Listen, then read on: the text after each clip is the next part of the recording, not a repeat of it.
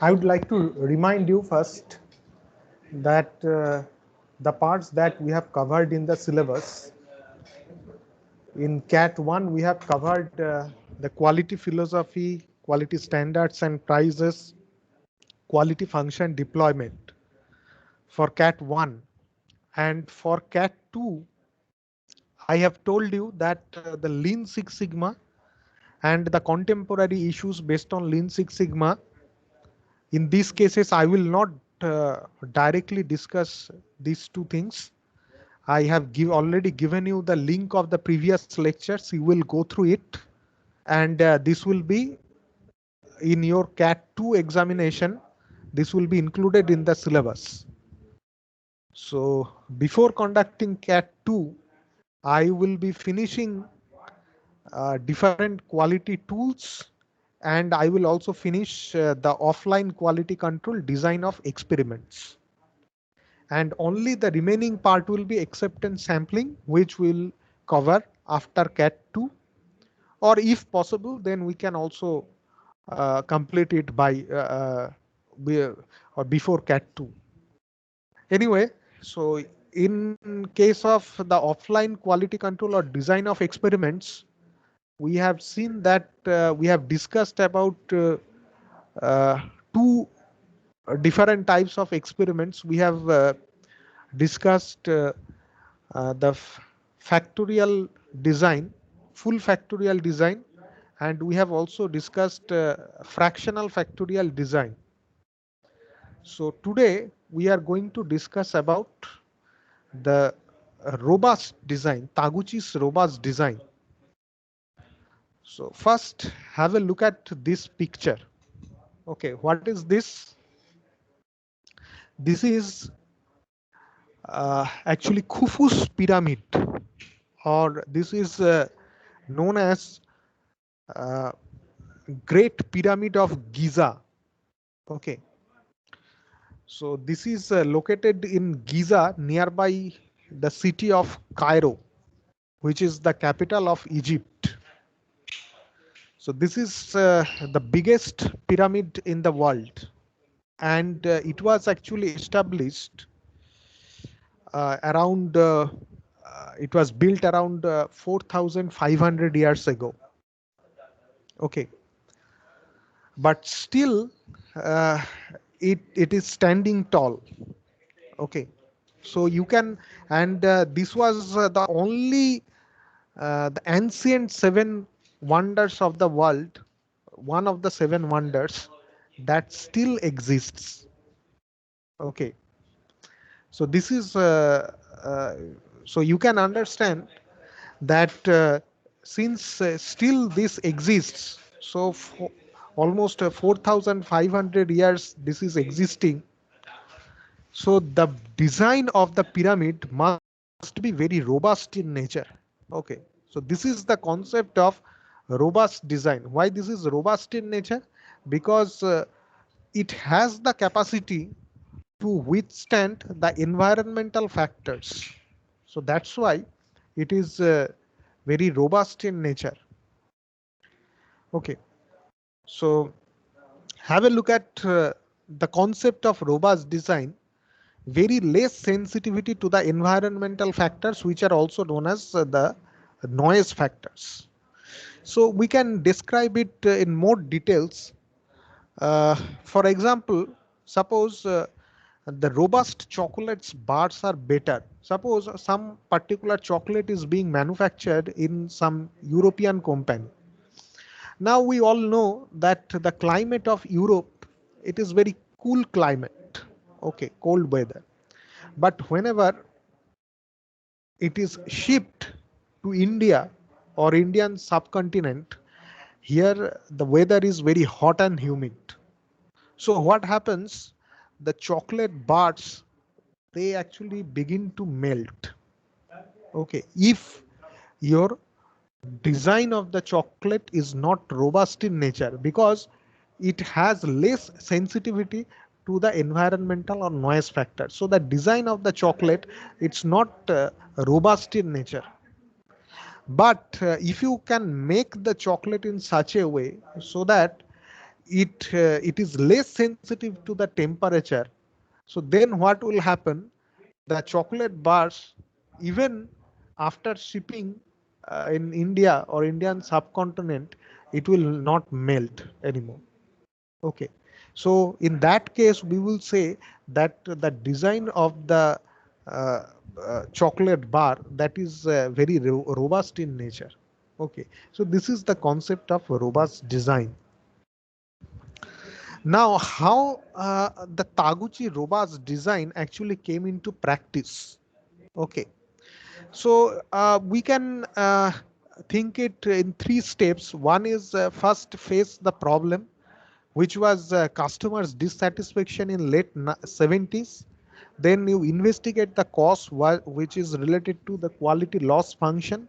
And then the third or the last step is formulate strategy to solve, which is actually the Taguchi's experimental or the robust design. Okay. So what happened actually in the late 70s, uh, Sony has two television manufacturing plants. One is was in uh, Japan, and another was in USA San Diego. Okay, and the color density of the television manufactured by the Sony USA were uniformly distributed and fell within the tolerance limit M plus minus 5, where M is the target for color density. Okay, while the television from Sony Japan followed a normal distribution, more televisions were on target, but about 0.3% fell outside of the tolerance limits. So, suppose when a particular product is manufactured, always there will be some natural variation. Okay, I will discuss it later in more detail regarding when I will discuss about you know the control chart. You and what are the sources of variation. You will see that basically there are two sources of variation. One is natural variation, which you cannot avoid. Okay, so automatically suppose you are manufacturing a shaft. Okay, you will see that the diameter of the shaft will be given by, suppose for example, 20 plus minus 0.3 unit. Okay, or 0.03 unit. In this way you will see that the dimensions of the shaft or the dimensions of some particular thing that is given. Why? Because there are always some natural variations are there when you are dealing with the manufacturing process. Obviously there will be some natural variation which you cannot avoid. And the customers or the consumers, they are also aware about the fact. That's why they they give some particular tolerance limit, or it is also named as the specification limit. In some cases there are two specification limits which are named as upper specification limit and lower specification limit, and in some cases there is only one specification limit. Suppose for example, upper specification limit, either upper specification limit or you will have lower specification limit, which are provided by the customers. Okay, but you will also hear one term, the control limit. But don't get confused, control limit and specification limits are not same. Specification limits are provided by the customers, whereas the control limits are provided by the process itself. Okay, and usually the control limits are determined by the plus minus 3 sigma level from the mean value. Okay, or that from the target value. Okay, well, that means from plus minus from the target value up to plus minus 3 sigma standard deviation, those things are treated as the control limit. And if goes beyond that, then it is then usually it is thought that there are some causes behind it. Okay, maybe your machine has become old, or suppose the workers are not performing properly the way they should behave, or the way they should deal with the machines. So there must be some assigned cause behind those things. So there are two different types of causes. One is natural behind variation, one is natural variation, and another is there are some assigned causes behind variation. Okay. So the customers, they used to provide here also some tolerance limits. Okay. So which maybe you can say that m plus minus 5. Okay. And m is the target value of the color density. And it is noticed that the televisions that are manufactured in USA, they are most of the television sets, they are all within the tolerance limits as provided by the customers. That means uh, they fall within the specification limits or the category of the tolerance. Okay, the the USA television sets. Whereas in case of Japan, it is noticed that 0.3% of the items, they fall beyond the tolerance limits, okay, of the customer. So of course you will say that which is beyond the tolerance limit or the specification limit as provided by the customers, so those items will be treated as the defective items. Okay, so you can see that the defects are more in case of the Japan production unit. Okay, the defective items are more, but still, you know, the customers, they preferred actually the Japan's television sets more over the USA television sets. Okay, so why this thing actually happened? The reason is that in case of Japan, though there several units, they are outside 0.3%, they fell outside the tolerance limit or the specification limits, but still many items which are within the tolerance limit, they are, their value are more towards the mean or the target value. Okay, so that's why the customer, which does not, did not happen in case of the USA. Okay, so that's why the customers, they preferred the Japan's television sets more over USA. Okay, so what is the conclusion of the fact?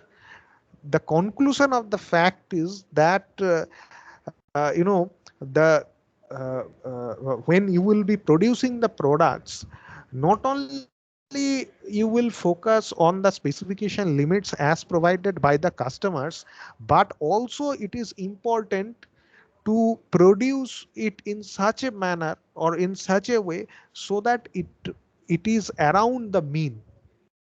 Okay, or it lies around the mean, or the more you deviate from your target value or the mean value, you will incur a loss, which is actually uh, defined by, or which is actually known as the quality loss function or Taguchi loss function. Okay, so we will describe it in more detail later. So Taguchi design, it is basically conducted in two stages. One is a parametric design. The first step is parametric design. In this case, we use an orthogonal array. Okay. This is the first step, parametric design. And Taguchi actually introduced this concept of the orthogonal array, as he showed it in the name of parametric design. But actually, the concept of uh, it is thought that the concept of the orthogonal array, it was actually developed by C.R. Rao, and C.R. Rao worked C.R. Rao of ISI Calcutta. He actually worked with Taguchi, okay, Genichi Taguchi of Japan. So this is the concept of parametric design or orthogonal array. And then the second step is maximizing signal to noise ratio. Okay, so since the Taguchi was professionally, he was an electrical engineer, so that's why he was very well known about the fact of the signal to noise ratio. And actually, uh, uh, you want to maximize the signal to noise ratio. Okay, so later on we will see that how to carry out all these things, but in these two stages, actually the Taguchi's robust design is carried out. And many a times when you will be dealing with some project, okay, for example, suppose some mechanical engineering project or production engineering or manufacturing engineering project, when you will be dealing with the different variables like speed, feed, depth of cut, or some other variables, you will see that not only that full factorial design or fractional factorial design are applied, but also Taguchi's robust design is very widely these are implemented. Okay, so now let's once more take a look at the concept of orthogonal array. I have previously told you the concept of orthogonal array. Again, I am repeating that an orthogonal array represents a matrix of numbers. For each represents the levels or states of the chosen factors, and each column represents a specific factor whose effect on those response variable are of interest. And orthogonal array have the property that every factor setting occurs the same number of times for every test setting of all other factors. This allows us to make a balanced comparison among factor levels under a variety of conditions. Okay. So roughly speaking, though not very strictly, I illustrated you that why it is not very strictly speaking orthogonality means actually different. But roughly speaking, here we will see that orthogonality means we will consider that this is a balanced design. That means each time, I mean, if you notice the columns, so each and every column you will see that high level and low level, or all the other levels, so each and every level will be repeated for the same time. Okay, so that is actually known as the concept of balanced design. Okay, so what is your actually in this case, you can see that Taguchi basically proposed based on the orthogonality nature or based on the orthogonal arrays. Taguchi has proposed some specific orthogonal arrays based on the number of factors and based on the number of levels. Okay, how these orthogonal arrays have been proposed? There are some complicated mathematical calculation behind it. I am not going into that mathematical calculation, because you will have a table like this. Okay, so based on this particular table, you can very easily choose which particular orthogonal array you need to use. You can select it very easily. For example, suppose you have 6 factors at 2 levels each. Okay, then what particular orthogonal array you will use? You will use an L8 orthogonal array. Okay, so L8 orthogonal array is like this. Okay, so L8 means here L means actually number of levels. Okay, it is uh, sorry, it is not level. L actually is denoted denotes the orthogonal array. The matrix is denoted by L actually. So this design, you can see that L8, this design consists of up to 7 factors at 2 levels each. There are 8 rows. Okay, so basically L means L reflects the number of rows. Okay, so L8 means there will be 8 rows. Okay, what does it mean? 8 rows means you need to conduct 8 number of experiments. Okay, suppose for example, here you notice that L36, this design consists of up to 3 factors at 2 levels and up to 13 factors at 3 level each. There are 36 rows. So in this way, there are L50 up to L50. Okay, lot of orthogonal arrays have been provided, and based on your number of factors and based on your number of levels, you will select these orthogonal arrays. You will choose or you will select the orthogonal array from the table. Okay, and if you do not have these kinds of tables, there is no problem, because using Minitab you can calculate it you can do it very easily. You just need to select the number of factors, and you just need to give the number of levels for each factors, and you might have a particular combination of different levels. For example, suppose you may have some factors will have some particular level, some factors will have some different level, some factors may have two levels, some factors may have three levels. Okay, so accordingly you just need to give those values, and automatically the orthogonal array will be selected, and based on the orthogonal array your design matrix will be generated. So if once the design matrix is generated, that means you need to you are already known about the fact that you know that what which particular for which particular observation, or which for which particular experiment you need to set the which particular level for which factor. That will be determined or reflected by the design matrix, and accordingly you will carry out your experiment. Okay, so this is the first step. Okay, this is the first step. This is an example of the 7 factors with 2 levels L8 orthogonal array. So in this way, this is one particular example. So after that, you will analyze the result part. Okay, you will be doing the result part. So let's take a look at the theoretical part, that what actually it means. The mean response is given by this formula. You know that you just need to do the division, okay, with the n values. That means the number of observations, that here is the standard deviation formula that is also given. So Taguchi idea was that use signal to noise ratio as performance measure, where signal is equal to the target value and noise is actually scatter around the target. And performance measure is when it is maximized, because when signal to noise ratio is maximized, you can understand the signal to noise ratio is maximized. That means the variation is minimized. That means it indicates the loss is also minimized. So there are 3 cases. The preferred parameter settings are then determined through analysis of the signal to noise ratio, where factor levels that maximize the appropriate signal to noise ratio are optimal.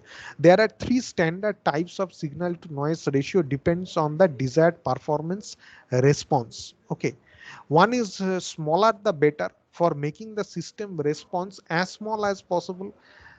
Nominal the better, for reducing variability around a target, and larger the better, for making the system response as large as possible. These signal to noise ratio are derived from the quadratic loss function and are expressed in decibel scale.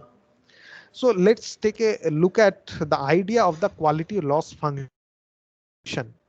So the Taguchi loss function is graphical depiction of loss developed by the Japanese business statistician Jinichi Taguchi to describe a phenomena affecting the value of products produced by company. Quality loss function is a method of measuring losses that are incurred due to not perfect, however compliant production. So you can see here that this is the nominal or the target value. This is here you can see that the upper tolerance limit, this is the lower tolerance limit or lower specification limit. And as you move here, it is list. That means you do not have any, okay, here at this position. Now this is actually Taguchi loss function. So as you move beyond, or as you deviate from your target value, your the loss actually goes up, or loss becomes higher. Okay, as you move both the sides, your loss becomes higher. That means you need to do you need to invest more amount of money for the rework cost or for scrap. Okay, and quality loss function, it is given by Ly is equal to k into y minus m whole square, where Ly means it represents the loss, k is constant which is given by cost to correct divided by the tolerance square, y is the reported value, and m is equal to mean value or the average. Okay, and if you ask that how this derivation is done, then this is actually your derivation. Okay, how this formula is derived, but we don't need to go derive this formula. Rather, we will see what is actually meant by this, or what is the intuition of this particular formula that we will see through this example. Okay, suppose company C, okay, received an average of 10 complaints per month last year. So in November, they received 15 complaints, which is actually Y. So management sets an acceptable level at 2, the tolerance. So it costs the company $50 directly per complaint to correct the problems. They determine the cost in lost sales to be $100. So the total cost per complaint is 50 plus 100 is equal to $150. Okay. So how do you calculate the loss? Okay. So you know the formula for the loss. It is given by k into y minus m whole square. Okay. So what is y? Y is here 15, because in November they received 15 complaints. So y is the reported value. Here the reported value is 15. 15 complaints they have received for a particular month. So you put here the value, in case of y, you plug in the value of 15 minus m. M is equal to mean value or the average. That means the value from where you are considering the deviation. So the mean value is 10. Okay, because on an average that they receive 10 complaints per month. So you put here 10. So it will come out to be 5. Okay, and constant is cost to correct divided by tolerance square. Cost to correct, it is 150. Why it is 150? Because total cost per complaint, this is $150. $50, it is the direct cost, and for lost sales, the cost has been calculated to be $100. So 50 plus 150, this is $150.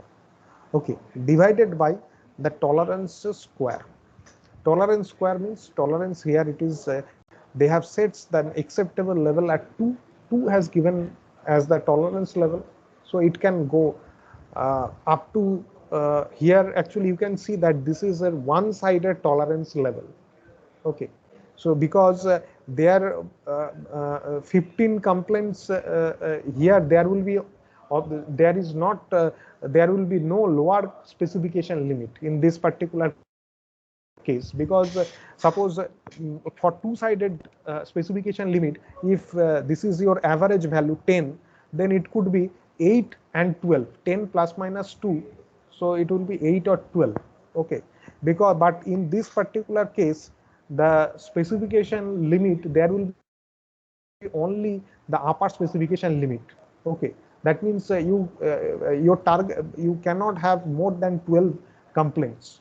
Okay, but you cannot say that you will have less than 8 complaints, because as you obviously you will desire as less as complaint possible. Okay, so that's why the here will have, this is one sided. Here automatically here will have only their upper specification limit will be provided by the customers. Okay, so you put here 2 square, so it will come out to be 37.5. so ultimately you will find that $937.5. So this is the loss for the month of November. Okay, so what does it mean? What does it mean? This is the month for November, it 937. What does it mean? It means that actually this constant means, this constant depicts you that if you deviate by 1 from the mean, okay, so for example here it is 10, so if your complaint is for example 11, okay, so then what kind of loss you will incur? So here the loss means if you deviate it by 5, okay, then what loss you will incur, okay, and obviously this will not be for $1 you will loss, for example here 37.5, that means for 1 unit of deviation from the target value your loss is 37.5, but you cannot say that for 5 deviation or 5 unit deviation from the target value the loss will be simply this into 5. You cannot do it. Why?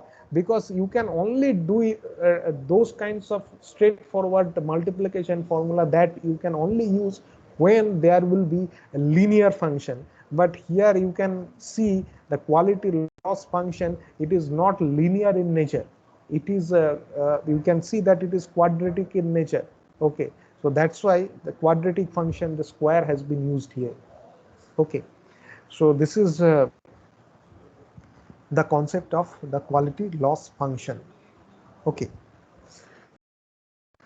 so now you will find that the logarithm values here, you will see that the signal to noise ratio, these are actually expressed, the formula, these are used, the formula that has been derived. These formulas are not how these formulas are derived, that is not required for you, but if you are interested to derive the formula, then I have given you, provided you these links, okay, and in these slides you can go through these slides and some links are also provided there. So these links you can go through if you are interested to know the derivation of the formula, but those are not required, okay, for you, because automatically Minitab will provide you this formula.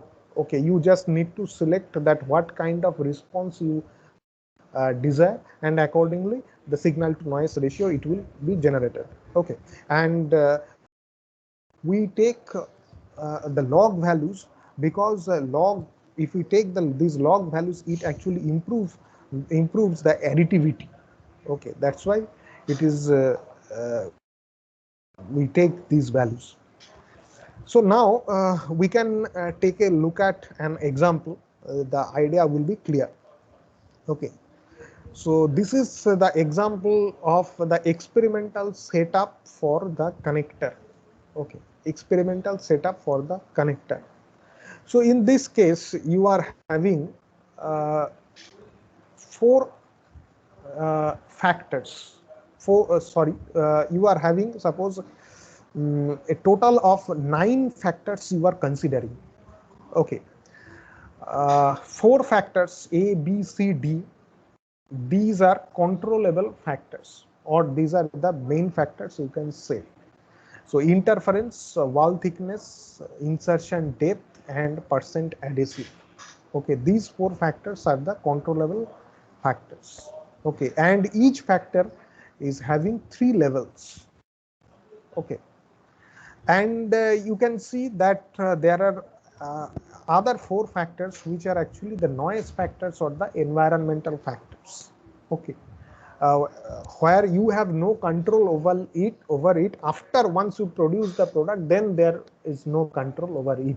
Okay, because during the time of shipping you cannot suppose control the temperature or whatever be the conditioning time, conditioning temperature, relative humidity, these things you cannot control. So, so here the 3 noise factors are given: conditioning time, conditioning temperature, conditioning relative humidity. And say for example another noise factor has been also given, H, which is suppose conditioning, suppose pressure. Okay, suppose these 4 noise factors are there. Okay, and there is also, and each noise factor is having 2 levels. Okay, you can see that 2 levels are there. Okay, Now suppose your idea or your objective is to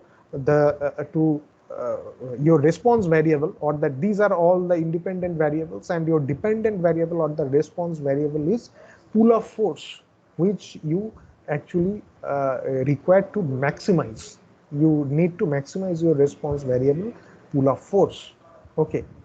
So now you are collecting, you are conducting the, you will be conducting the experiment by following the Taguchi method. Okay. So what was the first step? The first step I have told you, the parametric design, that is the first step. That means you need to select that uh, uh, which particular orthogonal array you will select for your controllable factors, and also as well as for your noise factors. Okay. So you can see that there are you can see that there are 4 controllable factors. Okay, and each is having 3 levels.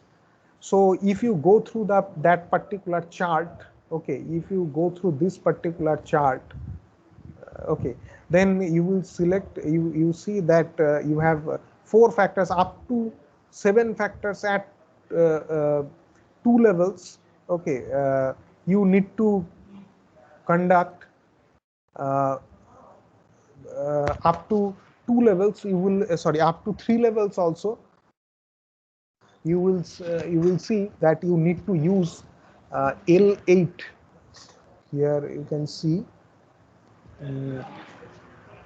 yes, sorry, not this is L8, this is L9. Okay, because why L9? Because you can see here that yes, this is L9, that this design consists of up to 4 factors at 3 levels each. There are 9 rows. Okay, so you are having 4 factors at each 3 levels, so you need to use L9. You cannot use L8 design here. Why? Because L8 design is applicable where you will have all the factors will be at 2 levels, then you can use L8 orthogonal array. But here you are having 3 levels, so you cannot use it. Okay, so the design consists, so you will use L9 array for this. Okay, and also for the, this is also known as the inner array. Okay, when you are your control factors, when you are dealing with your control factors, then it is known as inner array. And when you will be dealing with your noise factors or the environmental factors, when you will be dealing with to determine the orthogonal array for your noise factors or the environmental factors, then that will be known as the outer array. Okay, so in case of outer array, you have 4 factors each are having 2 levels. Okay, so in this case, you you cannot use L, you should use L8 orthogonal array here. Okay, so because as per the table, you can see that up to 7 factors each at 2 levels, L8 orthogonal array can be used, but you cannot use L4 array. Why L4 array you cannot use? Because it is applicable for up to 3 factors. Here you are having 4 factors, so you cannot go for L4 array. You can go for obviously L8 array. So for inner array, you will have L9 orthogonal array, and for outer array you are having L8 orthogonal array. Okay, and when you will be conducting this thing in Minitab, this is not required that which particular orthogonal array you need to select, because automatically it will be calculated by, you need to select only the factors and their levels. The other thing, that means the selection of the orthogonal array and the design matrix will be generated by the uh, uh, by the software itself. Okay, so you can see here that how the experiment is carrying. Okay, how the experiment is being conducted. So you can see that the inner array and outer array both are selected. That means your noise factors or the environmental factors and the main factors are the controllable factors. all these factors are being set simultaneously. Okay. For example, suppose if you consider the fourth run, then what is happening? For the fourth run, you can see that you are setting the A parameter at moderate level, you are setting the B parameter at low level, you are setting at C parameter at moderate level, you are setting your D parameter at also uh, it is a high level. Okay. Now this particular setup for the main factor, it needs to be conducted 1, 2, 3, 4, 5, 6, 7, 8, 8 times by setting or by changing the different levels of the noise factor. Okay.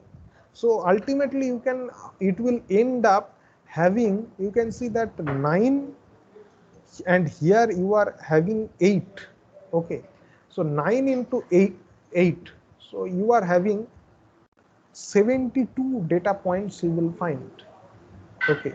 You are having 72 data points because you need to simultaneously you need to change not only one particular set of run for a particular inner array that needs to be carried out under different conditions or different setup of an outer array or for different settings of the noise factors. Okay, so it will ultimately end up in having 72 number of 72 data points. So what will be, and here these are the responses for these kind of setups. Okay, so these are the responses that you are getting for this setup. 72 data points you will be getting as a response. Okay, and if you take the average values of these responses, then these will be your responses. For the first run, this will be your responses. For the second run, this will be your responses. So all these things are your average responses. And if you calculate the signal to noise ratio, that formula is already given. Based on those formula, if you calculate the signal to noise ratio for each and every main setup, that means the setup for the main factors or the controllable factors, for each run your signal to noise ratio will be also generated. And you can very easily see that here since you need to maximize your response variable, then that's why here the 96.908. Okay, so this is 1, 2, 3, 4, 5. This is the, for fifth run you are getting the maximum signal to noise ratio. Okay, and the y bar value, the average value, you can see that here 22.825. So the average value you are also getting at for the fifth run. Okay, you are getting the average value also getting for the highest average value, mean average value you are getting for the fifth run. Okay, highest response you are getting. But it's not necessarily that in case of all the experiments that your mean value, y bar value, the highest mean value will be equal to the highest signal to noise ratio. That is not applicable to all the cases. Okay, now it is almost 12:31. So in the next class we will discuss more on the test results. Okay, we will discuss about the test results. Okay, so now I'm going to stop the recording.